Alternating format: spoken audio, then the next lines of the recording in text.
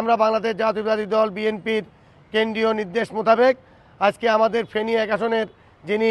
বেগম খালেদা জিয়ার পক্ষে সাংগঠনিক সমন্বয়কের দায়িত্ব পালন করছেন, প্রধান সমন্বয়কারীর দায়িত্ব পালন করছেন রফিকুল আলম মজনু ভাইয়ের পক্ষ থেকে ওনার নির্দেশনায় আজকে বেগম খালেদা জিয়ার মনোনয়নপত্র আমরা জেলা প্রশাসকের কার্যালয় তথা রিটার্নিং অফিসারের কার্যালয় থেকে সংগ্রহ করেছি। আমরা আশা করি বেগম খালেদা জিয়া যে আগামী 29শে ডিসেম্বর যে মনোনয়নপত্র দাখিল করা হবে সেই দাখিলের আগেই উনি মনোনয়নপত্র পূরণ করে আমরা সেই কাঙ্ক্ষিত মনোনয়নপত্র আমাদের বিভিন্ন পর্যায়ের আরও কেন্দ্রীয় এবং জেলা নেতৃবৃন্দ সহ উপজেলার নেতৃবৃন্দ সহ সকলকে নিয়ে আমরা এই মনোনয়নপত্র দাখিল করার প্রত্যয় ব্যক্ত করছি।